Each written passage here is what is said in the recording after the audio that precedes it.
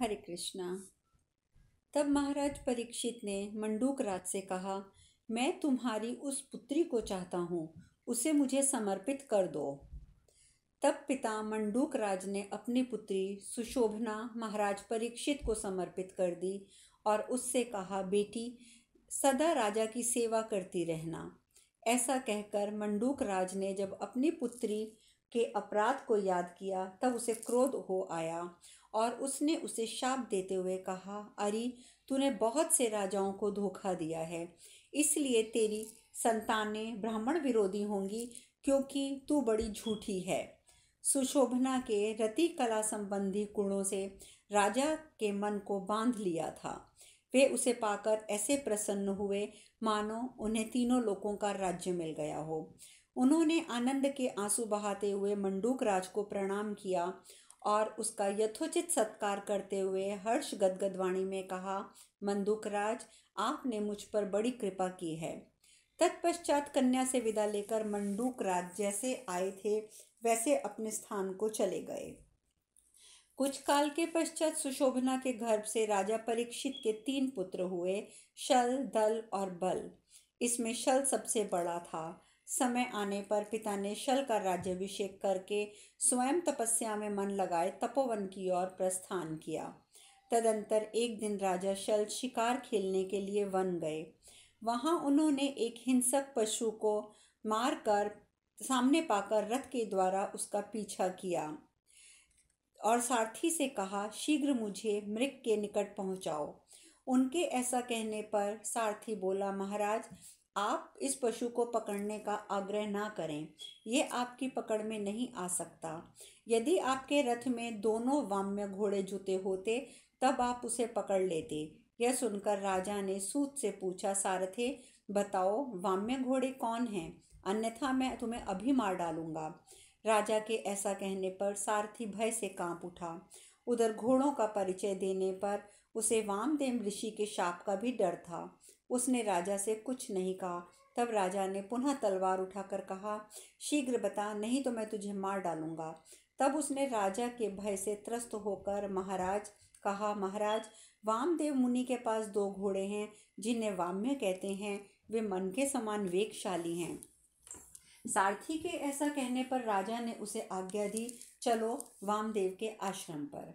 वामदेव के आश्रम पहुंच के राजा ने उन महर्षि से कहा, भगवन, मेरे बाणों से घायल हुआ हिंसक पशु भागा जा रहा है, आप अपने वाम्य अश्व मुझे देने की कृपा करें। यह सुनकर महर्षि ने कहा, मैं तुम्हें वाम्य अश्व दिए देता हूँ, परंतु जब तुम्हारा कार्य सिद्ध हो जाए तब तुम शीघ्र ही ये दोनों अश्व मुझे लौटा देना। राजा ने दोनों अश्व पाकर ऋषि की आज्ञा ले वहां से प्रस्थान किया। वामी घोड़ों से जुते हुए रथ के द्वारा हिंसक पशु का पीछा करते हुए वे सारथी से बोले, सूत, ये दोनों अश्वरथ ब्राह्मण के पास रहने के योग्य नहीं हैं, अतः इन्हें वामदेव के पास लौटाने की आवश्यकता नहीं है। ऐसा कहकर राजा हिंसक पशु को साथ ले अपनी राजधानी को चल दिए। वहां पहुंचकर उन्होंने उन दोनों अश्वों को अंतःपुर में बांध दिया। उधर वामदेव मुनि मन ही मन इस प्रकार चिंता करने लगे, अहो, वह तरुण राजकुमार मेरे अच्छे घोड़ों को लेकर मौज कर रहा है, उन्हें लौटाने का नाम भी नहीं लेता है, ये तो बड़े कष्ट की बात है। मन ही मन सोच विचार करते हुए जब 1 मास पूरा हो गया तब वे अपने शिष्य से बोले, आत्रेय, जाकर राजा से कहो कि यदि काम पूरा हो गया है तो गुरु जी ने अपने दोनों वाम्य अश्व लौटाए हुए मांगे हैं। शिष्य ने जाकर राजा से यही बात दोहराई। तब राजा ने उससे उत्तर दिया, ये सवारी तो राजाओं के योग्य है, ब्राह्मणों के ऐसे रत्न रखने का अधिकार नहीं है। भला ब्राह्मणों को घोड़े का क्या करना है, अब आप सकुशल यहाँ से पधारिए। शिष्य ने लौटकर ये सारी बातें उपाध्याय से कहीं। यह अप्रिय वचन सुनकर वामदेव मन ही मन क्रोध से जल उठे और स्वयं ही उस राजा के पास जाकर उन्हें घोड़े लौटाने के लिए कहा, परंतु राजा ने घोड़े नहीं दिए। तब वामदेव ने कहा, राजन, मेरे वाम्य अश्वों को मुझे लौटा दो। निश्चय ही उन घोड़ों के द्वारा तुम्हारा असाध्य कार्य पूरा हो गया है। इस समय तुम ब्राह्मण और क्षत्रिय के बीच में विद्यमान हो, कहीं ऐसा न हो कि तुम्हारी असत्यवादिता के कारण राजा वरुण तुम्हें अपने भयंकर पाशों में बांध लें। राजा ने बोला, वामदेव जी, ये दो अच्छे स्वभाव के सीखे सिखाए हष्ट पुष्ट बैल हैं जो गाड़ी खींच लेते हैं। ये ही ब्राह्मणों के लिए उचित वाहन हो सकते हैं। अतः महर्षि, इन्हीं को गाड़ी में जोतकर आप यहाँ से चले जाएं। आप जैसा महात्मा का भार तो वेद मंत्र ही वहन करते हैं। वामदेव ने कहा, राजन, इसमें संदेह नहीं है कि हम जैसे लोगों के लिए वेद के मंत्र ही वाहन का काम देते हैं, परंतु वे परलोक में ही उपलब्ध होते हैं। इस लोक में तो हम जैसे लोगों को के और दूसरों के लिए भी ये अश्व ही वाहन हैं। यह सुनकर राजा ने कहा, ब्राह्मण, तब 4 गधे, अच्छी जाति की खच्चरियां या वायु के समान वेगशाली दूसरे घोड़े आपकी सवारी के लिए प्रस्तुत हो सकते हैं। इन्हीं वाहनों द्वारा आप यात्रा करें। यह वाहन जिसे आप मांगने आए हैं क्षत्रिय नरेश के योग्य है, इसलिए आप ये समझ लें कि वाम्य अश्व मेरे ही हैं, आपके नहीं हैं। यह सुनकर वामदेव ने कहा, राजन, तुम ब्राह्मण के इस धन को हड़प कर जो अपने उपयोग में लाना चाहते हो, ये बहुत भयंकर कर्म कहा गया है। यदि मेरे घोड़े वापस ना दोगे तो मेरी आज्ञा पाकर विकराल रूपधारी और लौ शरीर वाले अत्यंत भयंकर 4 बड़े बड़े राक्षस हाथों में तीखे त्रिशूल लिए तुम्हारे वध की इच्छा से टूट पड़ेंगे और तुम्हारे शरीर के 4 टुकड़े करके उठा ले जाएंगे। यह सुनकर राजा ने कहा, वामदेव जी, आप ब्राह्मण हैं तो भी मन, वाणी और क्रिया द्वारा मुझे मारने को उद्यत हैं। इसका पता हमारे जिन सेवकों को चल गया, वे मेरी आज्ञा पाते ही हाथों में तीखे त्रिशूल और तलवार लेकर शिष्यों सहित पहले आपको ही मार गिराएंगे। वामदेव ने कहा, राजन, तुमने जब ये मेरे दोनों घोड़े लिए थे उस समय प्रतिज्ञा की थी कि मैं इन्हें लौटा दूंगा। ऐसी दशा में यदि अपने आप को तुम जीवित रखना चाहते हो तो मेरे दोनों वाम्य संज्ञक घोड़े वापस दे दो। राजा बोला, ब्राह्मण, ये घोड़े शिकार के उपयोग में आने के योग्य हैं और ब्राह्मणों के लिए शिकार खेलने की विधि ही नहीं है। यद्यपि आप मिथ्यावादी हैं तो भी मैं आपको दंड नहीं दूंगा और आज से आपके सारे आदेशों का पालन करूंगा जिससे मुझे पुण्य लोक की प्राप्ति हो, परंतु ये घोड़े, ये आपको अब नहीं मिल सकते। वामदेव ने कहा, राजन, मन, वाणी और क्रिया द्वारा कोई भी अनुशासन या दंड ब्राह्मणों पर लागू नहीं हो सकता। जो इस प्रकार जानकर कष्ट सहन पूर्वक ब्राह्मण की सेवा करता है वह उसे ब्रह्म सेवा रूप कर्म से श्रेष्ठ होता है और जीवित रहता है। मार्कंडेय जी आगे कहते हैं, राजन, वामदेव की ये बात पूर्ण होते ही विकराल रूपधारी 4 राक्षस वहां प्रकट हो गए। उनके हाथों में त्रिशूल थे। जब वे राजा पर चोट करने लगे तब राजा ने उच्च स्वर में यह बात कही थी, यदि ये इक्ष्वाकु वंश के लोग तथा मेरे आज्ञा पालक प्रजा वर्ग के मनुष्य भी मेरा त्याग कर दें तो भी मैं वामदेव के इन वाम्य संज्ञक घोड़ों को कदापि नहीं दूंगा, क्योंकि इनके जैसे लोग धर्मात्मा नहीं होते हैं। ऐसा कहते ही राजा शल उन राक्षसों से मारे जाकर तुरंत धाराशायी हो गए। इक्ष्वाकु वंशी क्षत्रियों को जब ये मालूम हुआ कि राजा मारे गए तब उन्होंने उनके छोटे भाई दल का राज्याभिषेक कर दिया। तब पुनः उस राज्य में आकर विप्रवर वामदेव ने राजा दल से ये बात कही कि ब्राह्मणों की वस्तु उन्हें दे दी जाए। यह बात सभी धर्मों में देखी गई है। नरेंद्र, यदि तुम अधर्म से डरते हो तो मुझे अभी शीघ्रतापूर्वक मेरे अश्व लौटा दो। वामदेव की यह बात सुनकर राजा ने रोषपूर्ण अपने सारथी से कहा, सूत, एक अद्भुत बाण ले आओ जो विष में बुझा कर रखा गया हो, जिससे घायल होकर ये वामदेव धरती पर लौट जाए। इसे कुत्ते नोच नोच कर खाएं और ये पृथ्वी पर पड़ा पड़ा छटपटाता रहे। वामदेव ने कहा, नरेंद्र, मैं जानता हूँ तुम्हारी नानी के गर्भ से शेनजित नामक एक पुत्र पैदा हुआ था जो तुम्हें बहुत प्रिय है, जिसकी अवस्था 10 वर्ष की है। तुम मेरी आज्ञा से प्रेरित होकर इन भयंकर बाणों द्वारा अपने उस पुत्र का शीघ्र वध करोगे। मार्कंडेय जी कहते हैं, राजन, वामदेव के ऐसा कहते ही उस प्रचंड तेजस्वी बाण ने धनुष से छूटकर रनवास के भीतर जा राजकुमार का वध कर डाला। यह समाचार सुनकर दल ने वहां पहुंचकर इस प्रकार कहा, इक्ष्वाकु क्षत्रियों, मैं अभी तुम्हारा प्रिय करता हूँ। आज इस ब्राह्मण को रौंद कर मार डालूंगा। एक दूसरा तेजस्वी बाण ले आओ, आज मेरा पराक्रम देखो। वामदेव जी ने कहा, नरेश्वर, इस विषय में बुझाए हुए इस विकराल बाण को मुझे मारने के लिए धनुष पर चढ़ा तो रहे हो, परंतु मैं कह देता हूँ, इस बाण को तुम धनुष पर रख सकोगे और ना ही तुम इसे छोड़ सकोगे। राजा बोले, इक्ष्वाकु क्षत्रियो, देखो मैं फंस गया। अब ये बाण नहीं छोड़ सकूंगा। इसलिए वामदेव को नष्ट करने का उत्साह जाता रहा। अतः यह महर्षि दीर्घायु होकर जीवित रहे। वामदेव ने कहा, राजन, तुम इस बाण से अपनी रानी का स्पर्श कर लेने पर ब्रह्म हत्या के पाप से छूट जाओगे। तब राजा ने ऐसा ही किया। तदंतर राजपुत्री ने मुनि से कहा, वामदेव जी, मैं इन कठोर स्वभाव वाले अपने स्वामी को प्रतिदिन सावधान रहकर मीठे वचन बोलने की सलाह देती रहती हूँ, परंतु स्वयं ब्राह्मणों की सेवा का अवसर ढूंढती हूँ। ब्राह्मण, इन सत्कर्मों के कारण मुझे पुण्य लोक की प्राप्ति हो।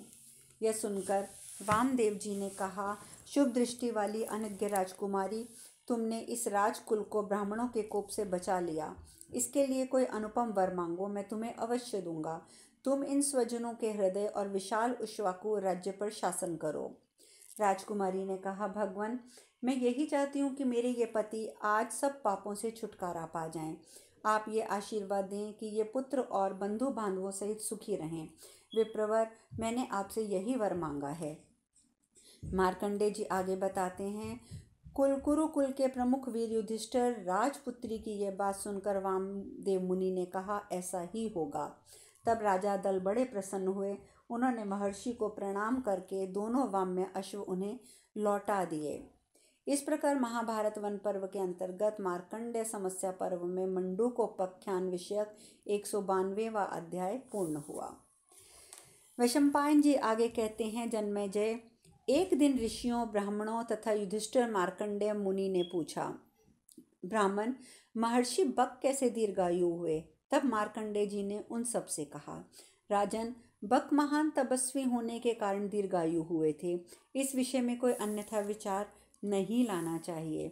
भरत नंदन जन्मेजय, मार्कंडेय जी का यह कथन सुनकर भाइयों सहित कुंती कुमार धर्मराज युधिष्ठिर ने मार्कंडेय जी से पुनः पूछा, महाभाग मुनि श्रेष्ठ, दल्भ के पुत्र महातपस्वी बक ऋषि चिरजीव तथा देवराज इंद्र के प्रिय मित्र सुने जाते हैं।